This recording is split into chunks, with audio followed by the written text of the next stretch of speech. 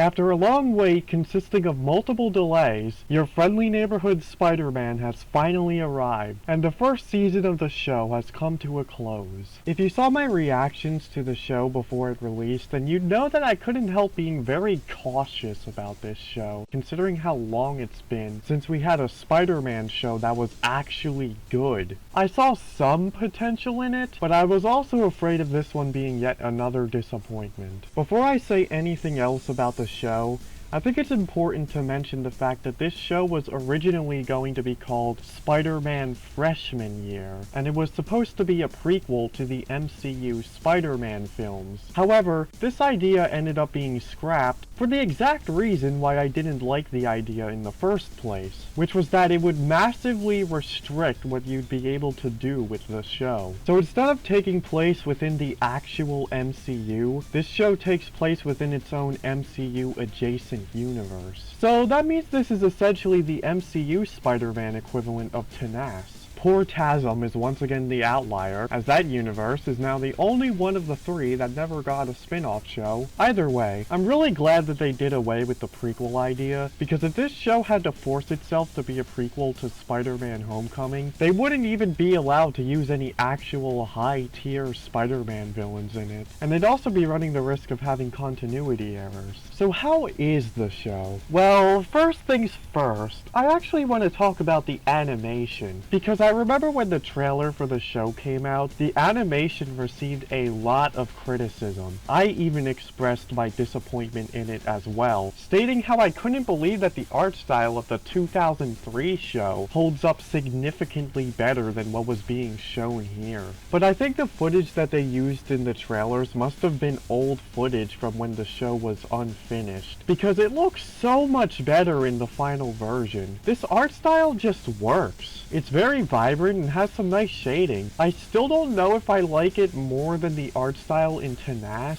since I feel like that show had more style and substance with its presentation, but at the very least, they're equal. Given this show's history, it does utilize some similar elements to MCU Spider-Man, with some things being switched around, but the show still provides its fair share of its own ideas as well. For example, May is very much based off of her MCU counterpart. I feel like she's the character who has the least amount of changes to the MCU version, and this Peter Parker still acts a lot like Tom Holland's portrayal of the character, and there's a character in the show named Pearl who I think is meant to be a stand-in for Liz Allen, as she is Peter's first crush that he doesn't actually end up dating and eventually moves on from her. Instead of Zendaya's MJ, we have a girl named Nico, who I think shares a few similarities with Zendaya's MJ, but is still very much her own character. She was actually a foster child and has a lot of attachment issues and trauma from said lifestyle, so Peter felt like the only person she could confide in. They're already very close with each other, and they do get a bit playful with each other sometimes, which makes me think that they might be planning on having Peter and Nico date each other later on in future seasons. Norman Osborn is also in the series in a very what-if style premise, where he is the rich businessman who approaches Peter instead of Tony Stark. I will add that it is a nice touch how they recreate the scene from Civil War almost exactly, and even use the same song for the scene. And there's even a bit of added context before this, so it was nice to see somewhat of an extended version of this scene. Since Spider-Man had saved Harry, Norman wanted to find Spider-Man to thank him, and Peter was one of the 4 suspects he had for who could possibly be assisting Spider-Man. Which, let me just say, this version of Spider-Man has to be the worst at keeping his secret identity. Not only does Norman catch him changing into his costume on his private security camera at the end of the 2nd episode, which was a very rookie mistake of him to not check for any cameras before suiting up, but also in another episode, he barges into Norman's office without his mask on, without realizing that Harry is in the room with him, and this ends up being how Harry finds out about him being Spider-Man. This has to be the most stupid way that anyone has ever discovered Peter's identity. Nico also ends up finding out later on, but that wasn't actually his fault. Harry told her because he assumed that she knew already. Either way, I'm hoping he gets much better at hiding his identity in future seasons. Instead of Ned Leeds as Peter's right-hand man, Harry takes this role within this show, which has to be the biggest deviation from the MCU, as according to Norman in No Way Home, Harry doesn't even exist in the MCU. Harry is actually a social media influencer, but due to his money and fame, a lot of people have taken advantage of him in the past. So he ends up finding his place within Peter and Nico, as they see him for the genuine qualities that he has. What we have here in this show is that episodes usually have an A plot and a B plot going on simultaneously, and in typical Spider-Man fashion, the two worlds collide. The A plot revolves around Peter Parker and his life as Spider-Man, and the B plot is mostly dedicated towards Lonnie Lincoln and his life with a gang called the 110s.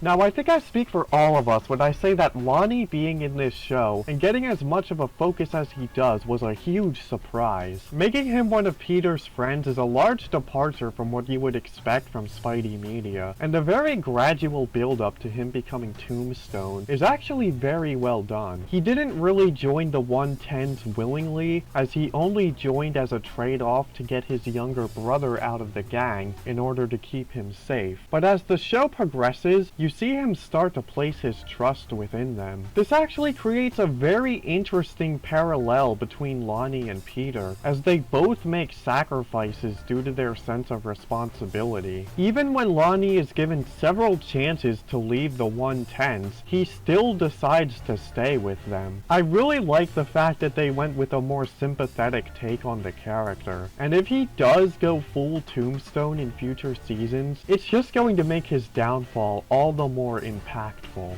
Also, this one shot where they show Peter and Lonnie side by side is perfection. Originally, they were actually going to have Peter and Lonnie be polar opposites in the show, but they eventually decided that having them be on similar paths was much more interesting. While this version of Peter is heavily based off of the MCU version, there are actually a lot of things that I think this show does better than the Home trilogy. One of my biggest problems with the first two movies in the Home trilogy was that they felt too lighthearted and were too afraid to take risks by having Peter pay for his actions, when at times they had the perfect opportunity to do so. Your friendly neighborhood Spider-Man manages to remedy this issue, where there are times where Peter ends up disappointing Nico or May within his absence. And at one point, Peter and Nico have a brief falling out with each other due to the fact that he never told her about him being Spider-Man. Harry actually ends up being the one who does some damage control in this situation, and this actually ends up being how Nico and Harry start to form a bond with each other. And Nico does learn to forgive Peter later. I also think the fact that so much emphasis being put on this plot point is more proof that Peter and Nico might end up dating in future seasons, but we'll see. The fact that this show actually takes its time to flesh out the characters and show their lives outside of the superhero gig is also something that fixes an issue with the two Disney XD Spider-Man cartoons in the 2010s,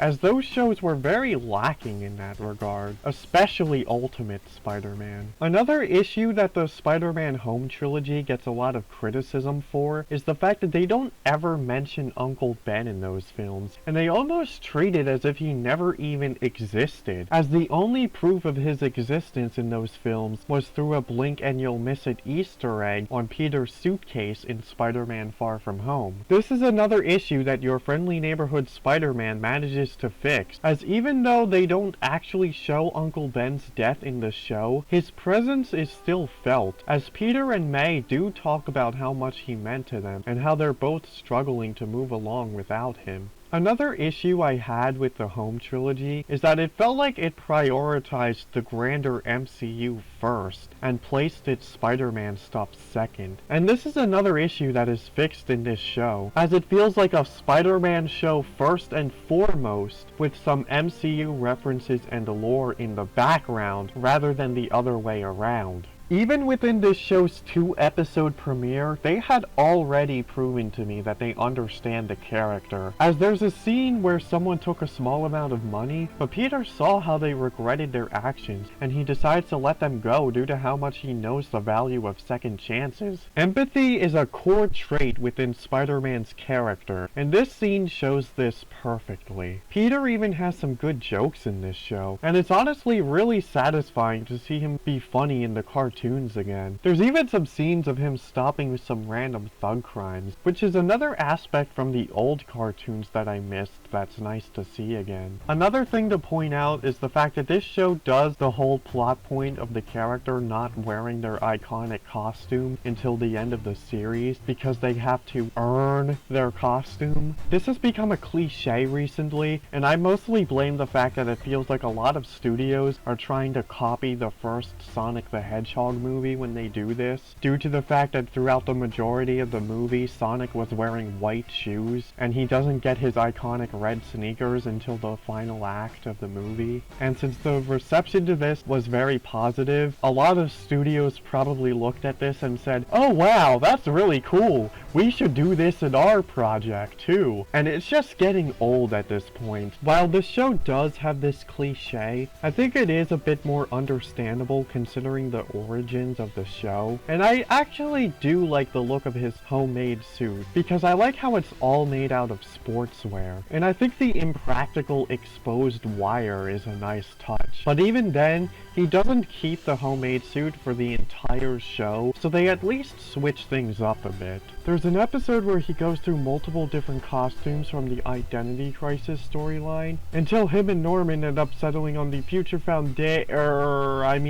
Oscorp suit, which he wears for a few episodes until it becomes damaged beyond repair, which leads to Harry making the classic suit based off of Peter's design sketches. I have to say, the classic suit looks beautiful in this show. I'm really looking forward to seeing more of it in season 2. And while I don't want to jump to this conclusion quite yet, I think this might actually be the best looking classic suit in any Spidey cartoon. My only minor issue with it is that the logo on the front is very small, and it's also a cut copy paste of the back logo. I would have preferred something more like the front logo on the suit from the Neversoft game, but it's not that big of a deal. It's just a very minor thing. While it is a bit of a shame that Peter didn't really make the classic suit himself, I can respect why they had Harry do it, because it really gave him a moment to shine. If there is one thing that I will nitpick about in this show, it would be the way that it handled the origin story. Okay, so go with me here. There was an attack on the school because Doctor Strange and a symbiote appeared out of a portal, and a radioactive spider came from the portal as well and ends up biting him. We finally get context for this in the final episode of season 1, as the portal was actually created by Norman Osborn, and Strange and the symbiote were sent back in time by that portal, and the spider that bit Peter also came from Oscorp because Norman was able to get a sample of Peter's blood when he was injured and used that blood on a spider because Norman wants to replicate Spider-Man's powers. While on that subject, I find it incredibly ironic that this show is using the plot point of Norman wanting to replicate Spider-Man's powers, since that was one of the only things in the Ultimate Spider-Man cartoon that I think was a redeemable aspect of the show. Anyway, my main issue with this origin story is that the time travel aspect was a bit jarring. I honestly questioned if this actually contradicts the rules of time travel established in the MCU within Avengers Endgame. That isn't true.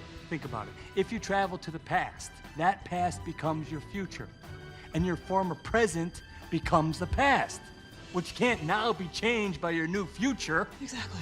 It doesn't, but my main gripe here is that I think the fact that they went with this kind of origin story for a street-level Spider-Man show does feel a little bit contradictory. It's not a huge issue, it's just a little nitpick. I mean, after all, the new Ultimate Spider-Man comics that started last year also has a pretty bizarre origin for an otherwise grounded take on the character. I'd definitely say that the one in Your Friendly Neighborhood Spider-Man is the weirdest weirder of the two, but I can look past this. Part of Peter's character arc in this show was him growing into the role of Spider-Man and trying to push himself to a better level, and it definitely works here. But I just hope that they don't end up doing what the MCU did by having him repeat his character arc. There were a few times in the show where I felt like Peter's character could have been written a little bit better, but it's not really that big of a deal. This is just another small nitpick, as those moments were very few and far between. This is the first Spider-Man show since Spectacular Spider-Man where I found Peter to actually be a likable character, and that the writers pulled off both the Peter and Spider-Man sides of the coin. So that is definitely an achievement. While this adaptation of Peter is far from perfect, it's still a very effective one. They managed to fix a lot of the issues that the MCU Spider-Man suffered from, while still fitting within the confines of that universe. And I feel like Peter's friendships in the show further complement it.